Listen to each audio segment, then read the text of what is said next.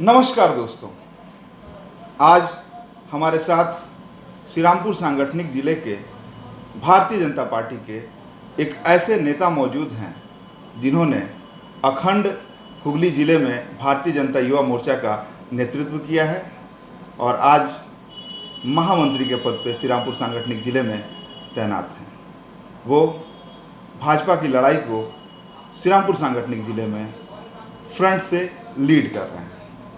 तो आज हमारे खास मेहमान किशन साव जी के साथ शुरू करते हैं आपके सवाल। किशन साव जी, आपका बहुत बहुत स्वागत है हमारे विशेष कार्यक्रम आपके सवाल में। तो हम सवालों की ओर सीधे चलते हैं।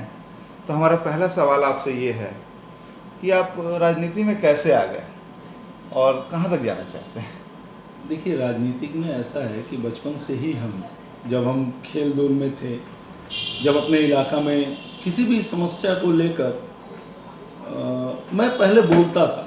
बचपन से ही हर विषय को, हर मुद्दे को सबसे पहले अपने इलाका का समस्या को प्रशासन के प्रति और या प्रशासक के प्रति उस समय हम ही उठाते थे। तो धीरे धीरे हमारे दोस्तों ने कि कहा तुम राजनीतिक में आओ।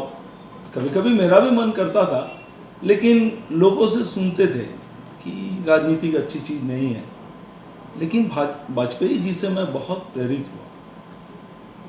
पूर्व प्रधानमंत्री भारत रत्न अटल बिहारी वाजपेयी जी से मैं बहुत प्रेरित हुआ और उनके विषय में पढ़ता था। उसके बाद 2010 में एक ऐसा समय आया जो हमारे इलाके के भारतीय जनता पार्टी के जो कार्यकर्ता थे और नेता थे, उन्होंने कहा कि भारतीय जनता पार्टी का आप सदस्यता ग्रहण करें। मैंने सदस्यता ग्रहण किया। उसके बाद पार्टी में आया। पार्टी में आने के बाद पार्टी के संस्कारों को, पार्टी के आइडियोलॉजी को फिर पढ़ना स्टार्ट किया। उसके बाद ये हमारा जो काफिला आगे बढ़ता गया और आज यहाँ तक पहुँचे हैं। अच्छा, भविष्य में आप कहाँ तक जाना चाहते हैं? क्या प्लानिंग है? सही से बोलिएगा। देखिए धनंजय जी, जब मैं राजनीतिक में आया, चापदानी का जो माहौल था, उस माहौल से मैं भी दूर नहीं था।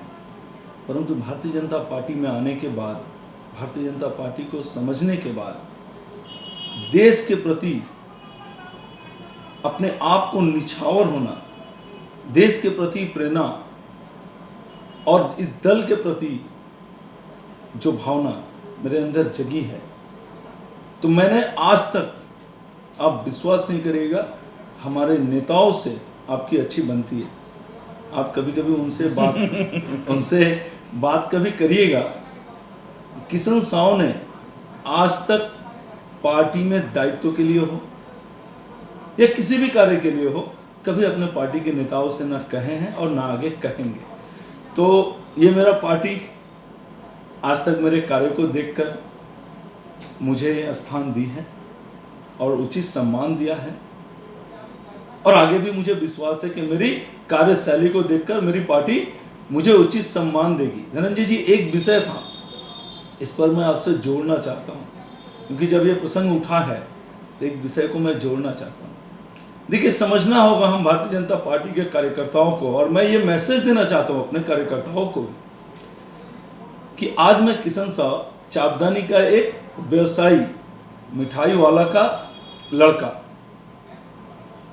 आज भारतीय जनता पार्टी का जो ब्रांड, विश्व की सबसे बड़ी पार्टी है, और ये टैग मुझ पर जब लगा है ना, तो आज मुझे वहां पर जितने भी लोग पहचानते हैं, इस नाम से पहचानते हैं। तो भारतीय जनता पार्टी ने मुझे बहुत कुछ दे दिया है, मेरे सोच से ज़्यादा मुझे दे दिया है। वरना मैं तो एक मिठाई दुकानदार का बेटा, मजदूर का बेटा, यही समाज में कहलाता। अच्छा किशन साव जी, बुरा मत मानिएगा, एक व्यक्तिगत सवाल पूछना चाहते हैं। जी एकदम बेशक। ये केश वेश कटवा लिए, विलेन वाला लुक, ये कुछ राजनीति का असर है क्या? देखिए, मुझे पता है आप एक अच्छे पत्रकार हैं और आप सारी जानकारी भी रखते हैं, लेकिन हो सके यहाँ पे मिस कर गए। हम लोग अभी हिंदू समाज जो महालय के पहले से हम लोग जो पितरपक्ष मनाते हैं, अपने पितरों को याद करते हैं, तो प्रत्येक वर्ष आप देखिएगा, प्रत्येक वर्ष दुर्गा पूजा के समय में मैं अपने पितरों को याद करता हूँ, पिंडदान करता हूँ और पूरे अपने हिंदू रीति रिवाज से करता हूँ। तो उस समय का ही मेरा ये केस कटवाया गया है, तो आप इसको गलत तरीके से ना ले। ये अपने मैं पूर्वजों को याद कर कर ये काम किया। अच्छा किशन साहब जी में भाजपा का आंदोलन था जी, युवा मोर्चा का, अच्छा, नवान्न चलो, नवान्न अभियान था जी जी, और डानकुनी में पुलिस पर आरोप लगे कि पुलिस गाड़ी से उतार के लोगों को मारी। कलकत्ता में जो हुआ पूरे दुनिया ने देखा, तो आप तो मौजूद थे वहाँ, प्रत्यक्षदर्शी थे आप। क्या हुआ था एग्जैक्टली में थोड़ा बताएंगे? देखिए ऐसा है धनंजय जी, ये विषय बहुत ही आज पूरा बंगाल का है समस्या, मेरे चापदानी का भी है और पूरे मेरे जिले का भी है। आज युवा बेरोजगार हैं, आज आए दिन भाजपा कार्यकर्ताओं की हत्याएं हो रही है। तो हम भारतीय जनता पार्टी जनता की जो आवाज है, उस आवाज को नवान्नों तक पहुंचाने के लिए युवा मोर्चा ने एक नवान्नों का कार्यक्रम रखा। पूरे बंगाल से भारतीय जनता पार्टी के कार्यकर्ता नवान्नों पहुंचने के लिए तैयार हुए। मैं डानकुनी का आपने प्रसंग उठाया, मैं उस पर बताऊं। डानकुनी में हमारे ही चंदननगर पुलिस कमिश्नर जी का नेतृत्व में हमारे 500 से अधिक अन्य जिलों से जो बसों में कार्यकर्ता आ रहे थे, उनको रोका गया, बस को घुराया गया।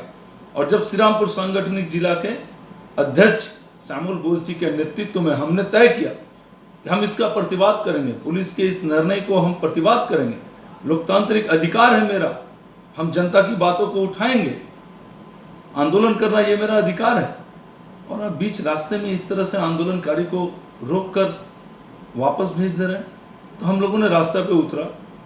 परंतु उसी समय चंदननगर सीपी का, उनके नेतृत्व में पुलिस प्रशासन ने बहुत ही गलत तरीके से भाजपा कार्यकर्ताओं को पीटा, जिसमें हमारे अध्यक्ष भी घायल हुए, बहुत सारे कार्यकर्ता घायल हुए। नवान्नों की घटना जहां तक मैं आपसे कहना चाहता हूं, देखिए नवान्नों का अभियान एक दिन पहले ही भारतीय जनता पार्टी का ये सफल अभियान घोषणा हो गया, और ये घोषणा माननीय मुख्यमंत्री जी ममता बनर्जी जी ही कर दी, जो नवान्नों में सैनिटाइज के बहाने से नवान्नों को बंद कर देना। और ये बंगाल की जनता देखिए, अपने भी जिले में ये जनता देखिए। उसके बाद दिन पुलिस की अत्याचार, और ये पुलिस जो अत्याचार कर रही है, ये कहीं ना कहीं शासक दल के ऑर्डर पर ही ये सब हो रहा है। तो ममता बनर्जी जी पूरी डरी हुई है भारतीय जनता पार्टी से, और 21 में हम सब सरकार बनाएंगे। और हम लोगों को, भारतीय जनता पार्टी को ये डर अच्छा लगा, और जनता ने भी इस डर को समझा है। और जनता भी बोल रही है, आप तो राह पर चलते ही आप 10 लोगों से पूछिए तो उसमें से 9 लोग जरूर कहेंगे कि 21 में भारतीय जनता पार्टी को वोट देना चाहिए, क्योंकि सरकार उनकी बनने वाली है। अच्छा किशन साहब जी, राज्य में लगातार भाजपा कार्यकर्ताओं की हत्या हो रही है। हाल ही में मनीष शुक्ला को टीटागढ़ थाने के पास गोली मार दिया गया। आप भी भाजपा को लीड कर रहे हैं श्रीरामपुर सांगठनिक जिले में, तो क्या आपको डर नहीं लगता? देखिए, डर का जहाँ तक विषय है ना धनंजय जी, ये तो है, परिवार वाले तो चिंतित रहते ही हैं, लेकिन कहीं ना कहीं भारतीय जनता पार्टी के हमारे नेताओं का बलिदान, भारत केसरी डॉक्टर श्यामा प्रसाद मुखर्जी को अगर आप थोड़ा सा पढ़ लीजिए, वो बंगाल की भूमि से केंद्र में सत्ता में वो मंत्री थे, वहां से त्यागपत्र देकर बंगाल के भूमि से कश्मीर के लिए लड़ाई आंदोलन छिड़े, और वो अपना सर्वोच्च बलिदान वहां दिए।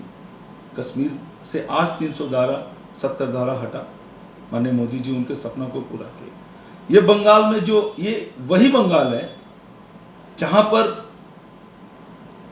आप 3 युवा, ऐसे युवा जो हम लोग कहते हैं, खुदीराम बोस, प्रफुल्ल चाकी, कन्हैयालाल दत्त, इन लोगों ने भी अपना बलिदान दिया स्वतंत्रता के लिए, देश की आज़ादी के लिए।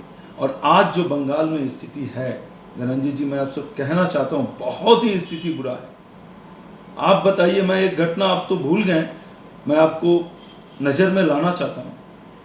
हमारे आरामबाग के खानाकुल में सुदर्शन परमाणिक वो कर क्या रहे थे? वो भारत माँ के झंडा, नेशनल फ्लैग को 15 अगस्त के दिन फहरा रहे थे और तृणमूलियों ने उनका हत्या कर दिया। तो ये लड़ाई प्रारंभ है और बंगाल को इन अत्याचार से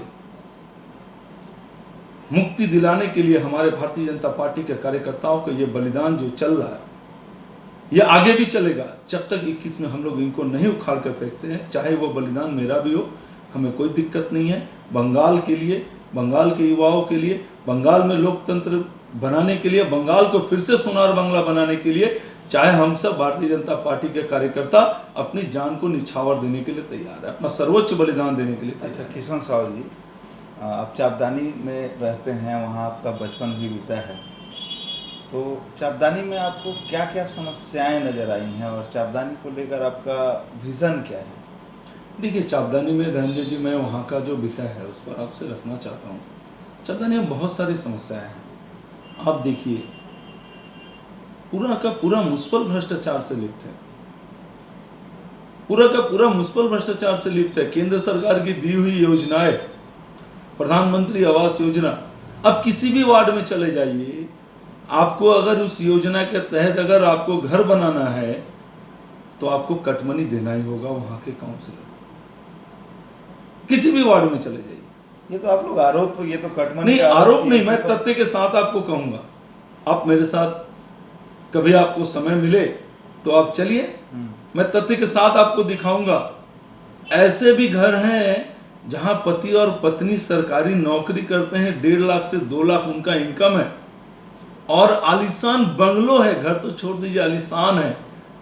कम से कम समझ लीजिए पूरे पाड़ा के लोग उसमें रह सकते हैं। जो उनका पाड़ा है, जिसका मैं नाम बता रहा हूँ, वो पूरे पाड़ा के लोग उनके घर में रह सकते हैं, इतना जगह है। परंतु आप चलिए, उस पति और पत्नी के नाम पर भी प्रधानमंत्री आवास योजना के तहत घर दिया गया है और उसके पास में ही घर का टाली का चाला गिर रहा है, लेकिन वहां के काउंसिलरों को दिख नहीं रहा है क्योंकि वो व्यक्ति कटमनी नहीं देना चाहता है, वो व्यक्ति अपने सिद्धांत पर खड़ा है। तो ये भ्रष्टाचार चापदानी में चल रहा है। अब देखिए, हमारे बस्ती के लिए चापदानी जूट मिल इलाका है, वहाँ बहुत सारा बस्ती है, उनके लिए, भाड़ा वाले घरों के लिए केंद्र सरकार और राज्य सरकार की योजना है, जगह जगह फ्लैट बनाकर उनको वहां पर शिफ्ट किया गया। मैं दावे के साथ बोल रहा हूं धनंजय जी, हमने जो पिक्चर देखा ना, नायक पिक्चर, जिसमें वो तुकाराम जो है ना, वो तुकाराम जिसको एक फ्लैट अलॉटमेंट किया जाता है और वो तुकाराम किसी और को दे देता है, तो वैसा तुकाराम नहीं, और उसके पहले तुकाराम के पहले नेता वो प्रमोटर खा जाते हैं, दिखाता है ना, वैसी स्थिति चापदानी में है। 60,000 रुपये का एक फ्लैट जो व्यक्ति खरीदा है उसको 60,000 का रिसीप्ट दिया गया, परंतु उससे लिया गया 3,60,000, 4,60,000, मनगढ़ंत जितना ज्यादा आप ले सकते हो। ये चापदानी में भ्रष्टाचार चल रहा है। मैं दायित्व के साथ आपके इंटरव्यू में आरोप लगाता हूं, ये मेरा आरोप है। पिछले 8 वर्षों से पूरे चापदानी में जितने भी हैंडपंप थे, उस हैंडपंप को हमारे वहां के पार्षद, जितने भी अपने अपने वार्ड के पार्षद, उखाड़ कर बेच दिए। परंतु वो 8 वर्षों से मेरे पास इसका तथ्य है, 8 वर्षों से हर वर्ष उस हैंडपंप को रिपेयरिंग करने का पैसा ये लोग उठाते हैं मुझको से। इस प्रकार का भ्रष्टाचार चल रहा है। आमफान का जो पैसा आया, माननीय प्रधानमंत्री जी ने जो 1,000 करोड़ रुपया राहत राशि दी बंगाल को, जिसमें हमारे चापदानी में भी हुआ। आपको पता है चापदानी म्युनिसिपल में हम लोगों ने घेराव किया था। हमारे पास जो जानकारी है कि चापदानी में तो 400 लोगों को अम्फन का पैसा मिला है। जी, अब मैं बताऊं, देखिए 400 लोगों का आमफान का पैसा का बात बता रहे हैं ना, मैं वो 400 लोगों का जो तालिका है ना, उसमें 300 लोगों को मैं आपको चलकर घर दिखा देता हूं, उनमें किसी का टाली का घर नहीं है, सबका 2 तला 3 तला छत है। उनमें से 1-2 लोगों का बोलिएगा तो मैं नाम भी बता दूंगा, जिसमें वो टीएमसी के कार्यकर्ता हैं या टीएमसी के निकट के कार्यकर्ता हैं या दूर के हैं, तो कटमनी का विषय है। खैर किशन जी, आप यदि सत्ता में आते हैं तो चापदानी को लेकर आपका विजन क्या है, आप क्या करेंगे? देखिए, भारतीय जनता पार्टी जहां भी सत्ता में है, हमारा एक ही एजेंडा है, वो विकास, वो अंतिम व्यक्ति तक अपना विकास पहुंचाना। तो चापदानी में भ्रष्टाचार मुक्त हो हमारा चापदानी में लोगों तक विकास पहुंचे, किसी भी प्रकार का कटमनी का विषय न रहे। सरकार जो योजनाएं चलाती हैं, केंद्र सरकार, राज्य सरकार जो भी योजनाएं चलाएंगी वो लोगों तक पहुंचे, और म्युनिसिपल जो देखती है, रास्ता घाट, लाइट, ये सब चकाचौंध रहे। ये हम लोगों का सपना है और इसको भारतीय जनता पार्टी ही पूरा कर सकती है। और आने वाले दिनों में चापदानी में भारतीय जनता पार्टी की वहाँ बोर्ड बनेगी और भारतीय जनता पार्टी के चेयरमैन के नेतृत्व में ही चापदानी का विकास होगा। अच्छा किशन जी, भाजपा को जो है आप लोग कहते हैं कि भाजपा हिंदुत्ववादी पार्टी है, तो हम जानना चाहते हैं कि चापदानी में आपने वहाँ नेतृत्व करते हैं आपके दल का आप, इसलिए मैं पूछ रहा हूँ हिंदुओं के लिए आपने क्या क्या किया है? क्योंकि रुक जाइए जवाब देने से पहले, क्योंकि वहाँ के जो चापदानी के चेयरमैन हैं, तो पूरे चापदानी में हल्ला है, वो मंदिर कई बनवाए, मंदिरों का जीर्णोद्धार किए, तो हिंदुत्व पक्ष तो उनका मजबूत दिख रहा है। देखिए धनंजय जी, मैं बता रहा हूँ, जिनके भी दिमाग में ये है कि भारतीय जनता पार्टी किसी और समुदाय से नफरत करती है, ऐसा नहीं है। नहीं, मैंने ये नहीं कहा कि भारतीय जनता हिंदुत्व की बात जो आप कहे जी ठीक है। देखिए, हिंदुत्व का जो विषय है, ये हम हिंदू समाज के जितने भी लोग हैं ना, तो ये अपने अंदर है ही। मैं राजनीतिक में आया, मैं एक चीज़ भूल गया आपको, आपने ये प्रश्न किया तो मैं आपको बता देता हूँ। मैं राजनीतिक में आया, इसका एक बहुत बड़ा एक घटना है, मैं आपसे कह सकता हूँ, आपसे अनुमति लेकर, तो मैं आपको बताना चाहता हूँ। चापदानी में 5 नंबर वार्ड जहाँ मैं रहता हूँ, वहाँ पर एक बजरंगबली का छोटा सा मंदिर था, और उस समय का 2 नंबर का पार्षद रमेश साहू जी, उनके नेतृत्व में वो बजरंगबली का मंदिर को तोड़ा गया और कूड़े के गाड़ी में बजरंगबली के मंदिर को और उनके प्रतिमा को ये लोग ले जाकर फेंके हैं। और मैं वहां से गुजर रहा था, सारे बच्चों ने मुझे बताया कि ऐसा ऐसा बात है। लोकतंत्र पर विश्वास करने वाला मैं पहले से ही था, मुझे जानकारी मिली, मैंने पूरे चापदानी में जितने नागरिक है, मैं घर घर गया, चाहे वो हिंदू हो चाहे मुस्लिम हो, और सभी को ये बताया कि ये व्यक्ति इस तरीके की घटना यहाँ पर एक हिंदू होने के नाते ये किए हैं। तो देखिए, हिंदुत्व मंदिर बनाना ये हृदय की बात है। और मंदिर बनाने की आपने जो बात कहा, देखिए, हम चापदानी के चेयरमैन को हमने देखा है जब रोजा चलता है ना, तो अवतार पार्टी में जाते हुए, और वो वेशभूषा देखते हैं ना, ऐसे करके टोपी, ऐसे कर ये करना। देखिए, भाजपा के भी कई लोग टोपी लगाते हैं, तो मैं आपको बता रहा हूँ, तो ये मंदिर बनाना, ये नाटक करना, क्योंकि चापदानी की जनता ये जो तस्वीर देख रही है ना, उस तस्वीर को ठीक करने का ये रणनीति उनका है। क्योंकि चापदानी की जनता ये देख चुकी है कि आप भरपेट खाकर, पूरे खाकर, और मुस्लिमों को, मेरे भाइयों को वहाँ पर जो सुबह से उपवास किए हैं, उनका आप रोजा खुलाने के लिए अवतार पार्टी में जाते हैं और टोपी वोपी वेशभूषा बनाकर जाते हैं। हमें आपत्ति नहीं, आप जाइए, आप अवतार पार्टी दीजिए, मुझे कोई आपत्ति नहीं है, परंतु आप अपने धर्म को छोड़कर उनके धर्म को मत अपनाइए। आप उनके धर्म को सम्मान करिए, हम भी सम्मान करते हैं, हर धर्म को सम्मान करते हैं, आप भी करिए, लेकिन उनके धर्म को अपनाइए मत। ये मेरा उपदेश रहा, बाकी बात उनकी इच्छा। खैर, अब कार्यक्रम के आखिरी दौर की तरफ हम लोग हैं, तो मार्च महीने से ही देखिए कोरोना हो रहा है, तो कोरोना को लेकर आप क्या सोचते हैं अभी? देखिए, कोरोना का प्रभाव पूरी तरह से कम चुका है, अब स्थिति सामान्य की ओर आ रही है। फिर भी मैं कहूँगा, हमारे चापदानी के और श्रीरामपुर सांगठनिक जिला के जितने भी देवतुल्य जनता है, उनसे मेरा वार्ता रहेगा कि आप मास्क पहने, सोशल डिस्टेंस का मेंटेन करें और जो भी सरकार की दी हुई गाइडलाइन है उसे आप माने। और कोरोना से डरना भी नहीं है, अब कोरोना से मुकाबला करना है, ये मेरा उनके लिए वार्ता रहेगा। बाकी बात स्थिति सामान्य धीरे धीरे हो रही है, ये टल जाएगा, ये एक मुसीबत था, टल जाएगा।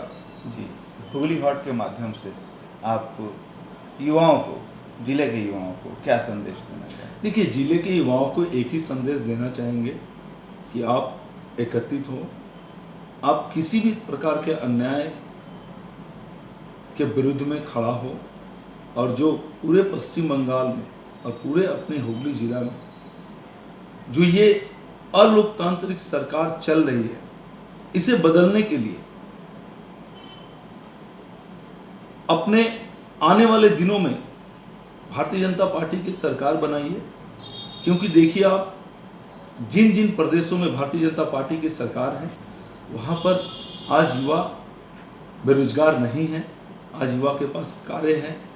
आप यहाँ पर जितने भी कल कारखाने जो बंद पड़े हुए हैं, इनको खुलवाने के लिए एकमात्र इसका उपाय है भारतीय जनता पार्टी को बंगाल में सरकार में लाना और हुगली जिले में 18 के 18 विधानसभा सीट को जीतकर भारतीय जनता पार्टी को आप लोग देना, ये संदेश है। क्योंकि अभी एक बंगाल में आने वाले 6 महीने बाद विधानसभा का चुनाव है, इसको मद्देनजर रखते हुए मेरा ये आपके प्रति ये संदेश रहा।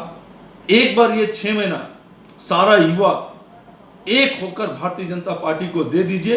ये विश्वास दिलाता हूँ इस सांगठनिक जिला का भारतीय जनता पार्टी का एक कार्यकर्ता होने के नाते, हम सब बंगाल को बदलेंगे और बंगाल को फिर से सोनार बांग्ला बनाएंगे। किशन साहू जी, आपने हमारे सवालों का काफ़ी कुशलता से जवाब दिया, काफ़ी बिना लाग लपेट के सीधे शब्दों में जवाब दिया।